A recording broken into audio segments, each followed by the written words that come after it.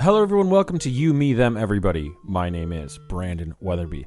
This episode with Joe McAdam is about Dusty Hill, the longtime bassist of ZZ Top. He passed away earlier this week, and ZZ Top is one of the best bands of all time. Joe and I have talked about ZZ Top on this show multiple times, and this seemed like a very good time to talk about ZZ Top. We have been doing this show for 13 years. There are over 800, 900 episodes on the podcast feed.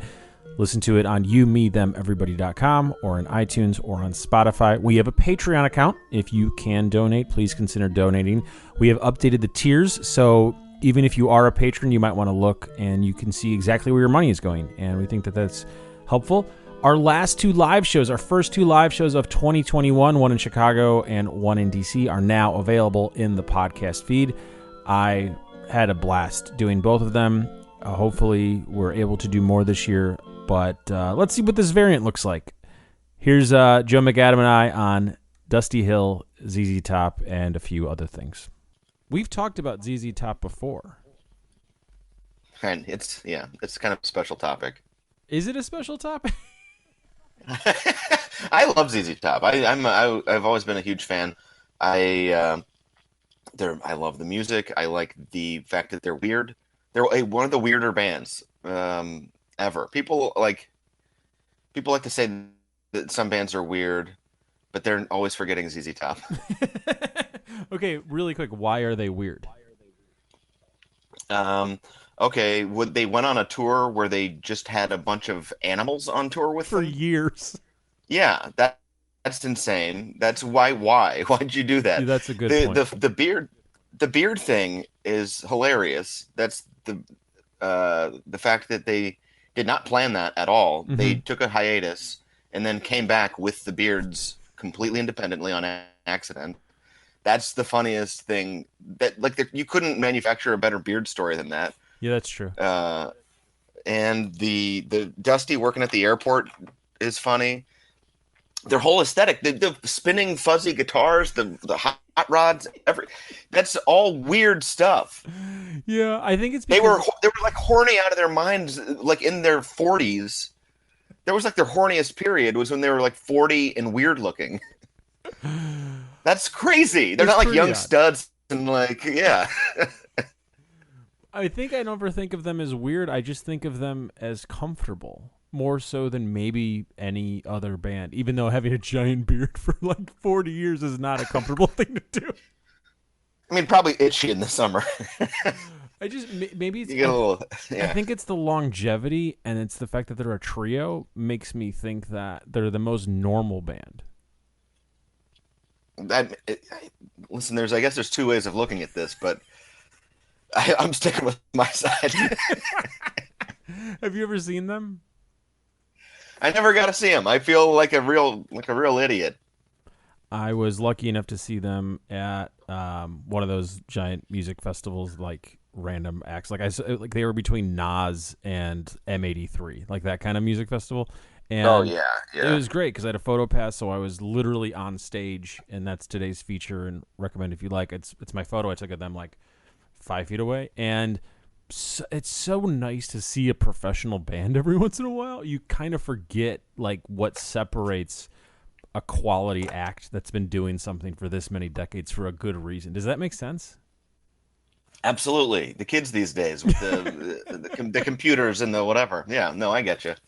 I felt the same way when I saw U2. Just like, oh, even if you don't like U2, like these are professionals. I happen to love ZZ Top. Fandango was actually the first record I ever owned, and it's sort of a perfect ZZ Top story to me, obviously, because I got it at a garage sale from somebody that didn't want it anymore, and it's from, I think, 73, and it's got Tush on it, and I want to say it's got Jesus Left Chicago on it, and it, like, sort of introduced me to these guys when I was, like, 12 years old, and they were never my favorite band, but I could hear their influence in most of my favorite bands.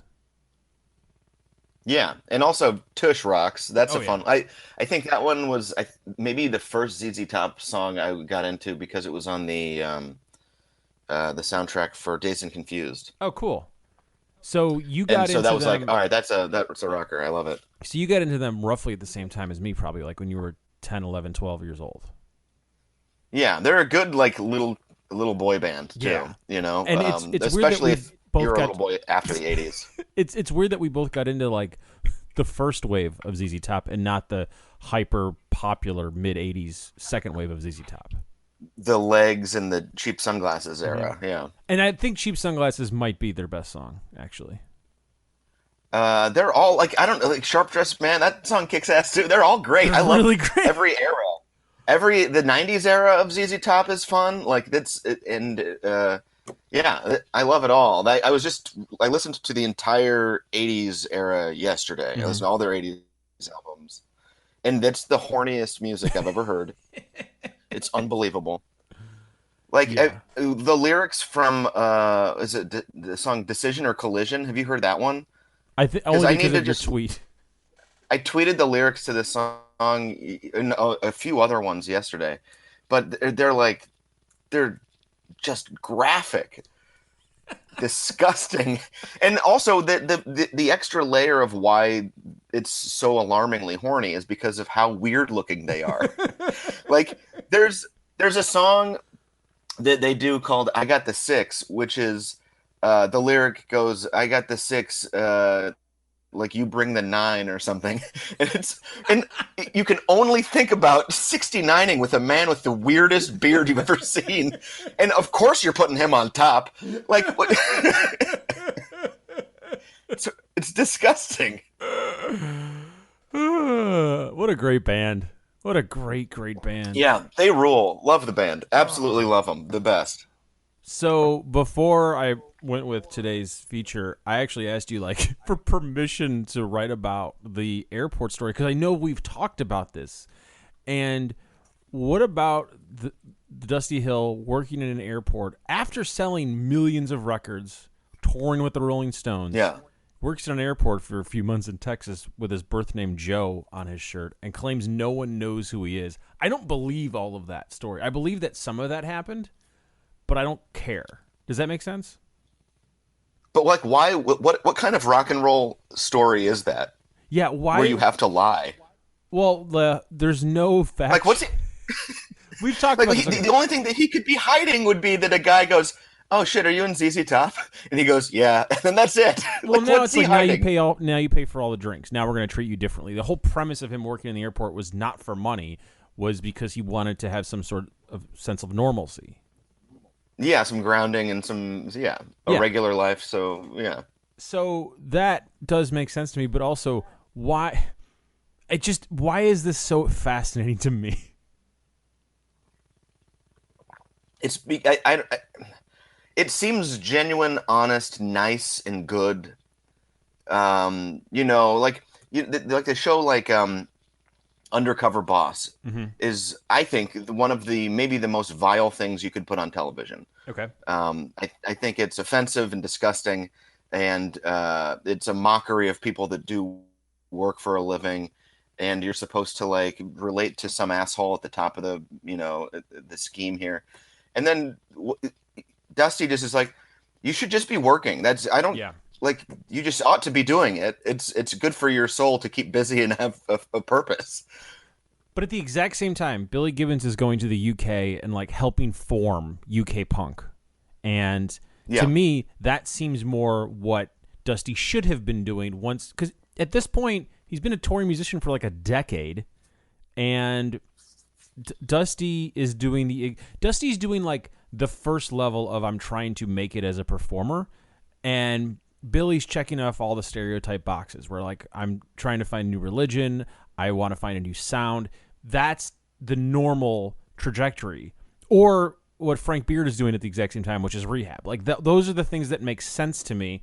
That's another reason why I'm like, is that the weirdest thing ever about any band? Bass players are different, I think. I think that bass players are weird people. They don't need anything special. They don't need the adoration and the glamour. They just play bass. If you can't tell me the dude that wrote the bass line to Tush, which is non-existent, needs flash in his life. But this is also the same guy that's 1/3 of a group that you said toured with an entire circus of animals. Or I should say rodeo. Yeah. A rodeo of animals. Yes, yeah, they did. So, And also, like I've never seen like one of their tours, but they talk. I read something about Dusty talking about being so embarrassed he can't watch Spinal Tap because at one point he got stuck in a tube. like, like for one of their like weird like or probably like early '90s tours or something, like he got yeah. stuck in a tube. So he's just a regular dude who's like, I don't want to be in a goddamn tube. Did this band ever? Did you ever play music? Did we ever talk about this? I in high school and in college a little bit, but I was very shitty. Okay. ZZ Top was to me the type of band where you hear it and you're like, oh, I could riff on that. I could try to play that. And that's sort of the foundation of the band. The myth is they played one song together for 3 hours and that was it. This is the band. But it's, to me, all of the best parts about stoner rock, but it's not about drugs. It's about fucking. Mm-hmm. The So end. fucking or like eating Mexican food or beer or Yeah, but you know what that means. mostly like fucking. Yeah. Yeah. Yeah. It's cool. They're cool dudes. Also, Yeah, they're just very chill dudes. also, are they metal? I wouldn't say that. I don't know. Like I guess people can have different definitions, but I wouldn't categorize them. If I was putting on a metal playlist, that would not fit in, I don't think. I think that we need to reconsider them, and maybe they should be considered metal as well as hard rock. What's their metalist It's not so much the song? metal; it's just that. I mean, if we're going to consider Deep Purple the foundation of metal, and ZZ Top's starting around the exact same time, and I'd say the first run of ZZ Top, you can put a lot of that in the first run with Sabbath, except it's not as fast, but it's just as hard, and you're still basically stealing from the blues. And like you said, cool beards. That And is a very metal thing to do, is have a big beard. and all of their songs are about metal things, which is consensual sex. They didn't write about the devil, though, I don't think. Did they? I don't know if they have any devil. Jesus went down to Chicago, so that counts. If you're writing about Jesus, you're writing about the devil. I guess those are inherently connected. Okay, so ZZ Top is now in the top 10 metal bands of all time. All right, yeah, all right, that checks out. All right, whatever you say. Unrelated question. Did you ever listen to Slipknot? I guess it is a related question. um, and that's we're on the path of music. No, I never got into them. That was never my thing. They were hot during when I was in high school. Mm-hmm. And I some friends were into it, but it was always like too noisy for me. I'm with you. That being said, their one of their founding drummers passed away. I don't know if you saw that. Also this week. I did see that. Yeah. So Joey They had Jordan. two drummers, right? They had multiple drummers if you count the trash type stuff, which the percussion. Yeah, they had a guy that banged things. Yeah. So I feel the exact same way about Slipknot as you, but I feel like my ideal sound is a mixture of Slipknot and ZZ Top when it comes to speed and heaviness. Like I want stuff a little bit faster and harder than ZZ Top, but the Slipknot stuff is just like too much going on, and like the sweet spot is Nirvana. Yeah, I was gonna say that's why you're like a Queens of the Stone Age fan. Exactly. Like that's another huge Queen. And I mean, like because even Billy played with him for a while. yeah, and that's to me the direct descendant of their sound and their myth and their ethos of like we're gonna tour forever. I guess the biggest difference is Queens is essentially one dude with a bunch of guys that go in and out, sometimes for 5 years, sometimes for 20, but it's always one dude. Where this is like Dusty's passing is so sad because they've been together for more than 50 years. Like that's insane.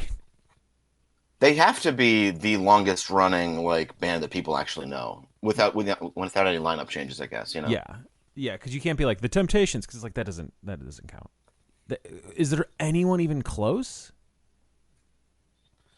Without lineup changes, I can't imagine what would be the next closest. Yeah. And it's got truly, it's got to be a band that's like you got to chart. Like none of this. I've never heard of you, band. Yeah, no, get out of here. Never. I would qualify. Get out of here, yeah. The Dukes of Rhythm. I'm thinking it's really tough to. Yeah, I don't think there is. It's got to be a trio. I mean, that's the key to it, right? I No, I mean, mean you could be a duo. because you can last forever. You could be a Yeah. duo, and I'm still drawing a blank here. If you want to count duos, yeah, there's like who's a long running duo? This No, is I don't know. tough. I guess the closest you can say is if you want to Yeah. go with original like band members still together at the core, you can say the Stones, but you still have 3/5 of the original Stones are in the group. That's impressive, ish. Yeah, that's pretty good. That's pretty dang good. I mean, like you could we're getting I don't know what we count for bands that have had hiatuses, but like if you want to think of like Ween as a duo, Yeah, I go that's with been Ween like as a duo. 40 years at this point. That's like been for since the late 80s, you Are they know. still together though? They're on tour right now, I think. Okay, then there you go. So Ween, Yeah. not a lot. There's not a lot. Yeah, no, there really isn't a lot. I guess, like Fish is a There you go. core, never replace a person in the band guy. Yeah, that's been forever. Okay, so Fish has got to be like the A number one because I think they're a few years more than Ween. Hmm. Also had a hiatus. Yeah, that Also makes had a sense. guy go into rehab. I'm assuming no one worked in an airport. It wouldn't surprise me if someone No, from Fish worked at a like bus station. just but for like fun. But he tells everyone he plays in Fish. Yeah, it's like the guy with the vacuum. Yeah, Fishman comes out with the vacuum and is like, I'm in a rock and roll band. We play a You lot want of to play a covers. tune on my vacuum cleaner? You know who actually did play a vacuum cleaner on stage? Fish. Eddie Argos from Art Brutes. Okay, yeah, That you was can one of play his anything you gimmicks. want. There's no rules in rock and roll. That's why we have to give a tribute to Joey Jordison from Slipknot. Yeah, shout out for playing weird drums, playing vacuum cleaners. What are some other weird ones that people do? I saw Sonic Youth with a drill, you know, Yeah, but that, like a playing a drill guitar on with a guitar a or a power mic'd drill. drill. Yeah, it was not a mic'd drill. It's just a drill into a guitar kind Get of out of thing. here. Was that Jim O'Rourke era?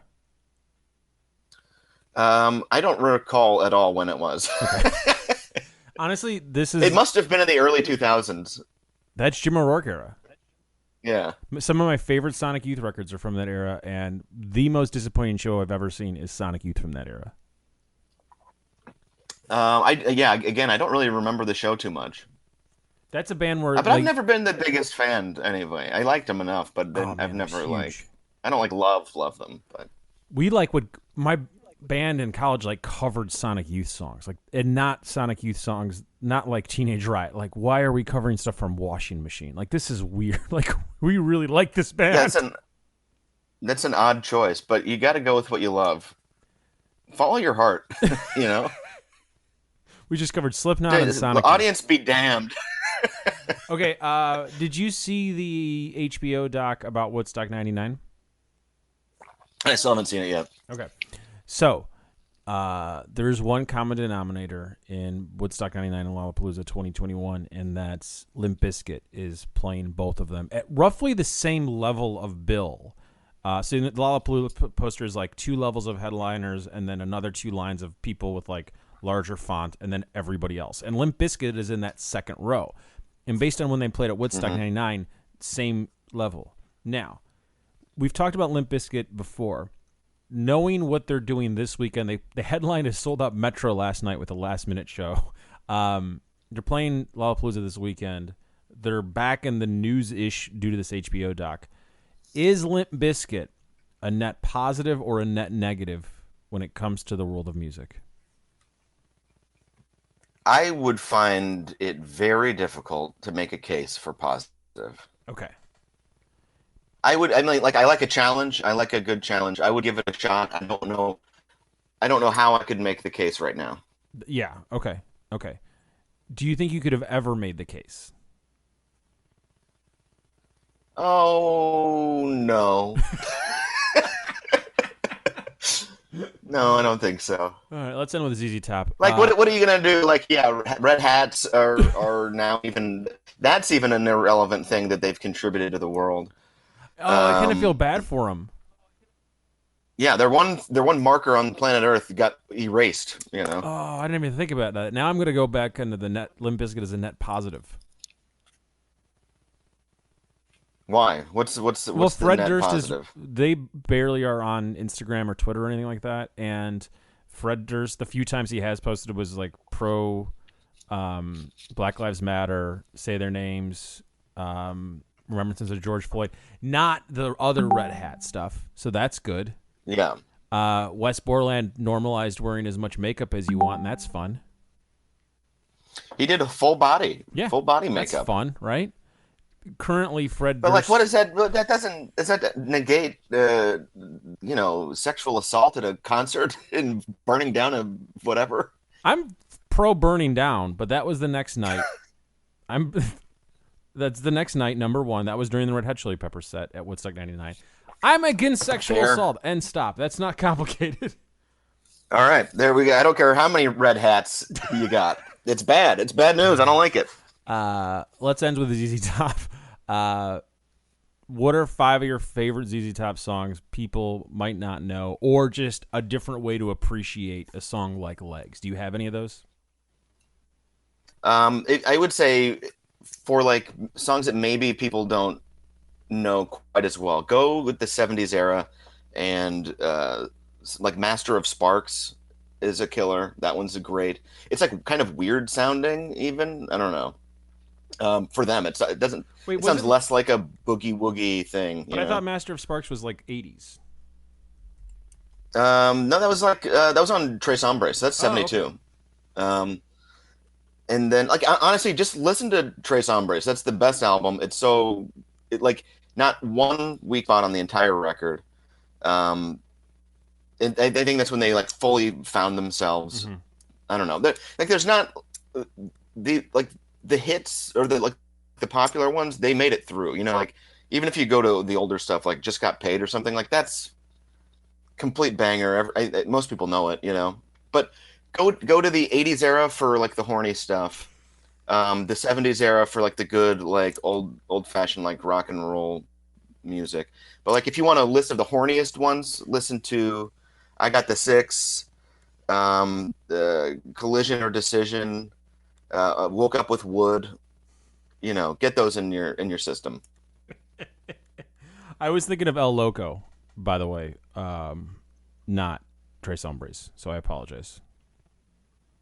Okay, is that a That's like the what noisy years? I don't synth even. era Okay, when they're like like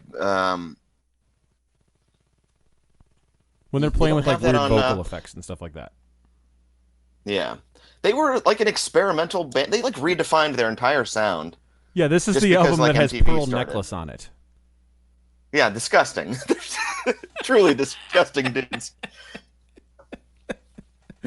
What a bunch of creeps. Lovely band. I love them. Yeah. Love them. Joe, thank you for doing this. Thank you. This is anytime I can talk about ZZ Top. I'll talk to you again when Frank dies.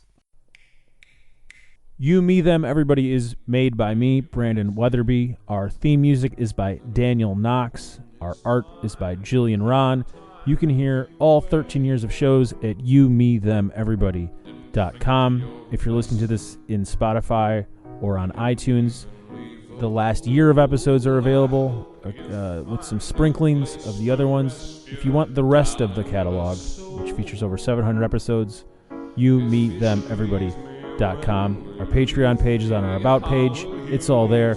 Follow us on Instagram, Twitter, all that good stuff. @YMTE. Thanks for listening. I'll hunt the places that you've been sleeping, friends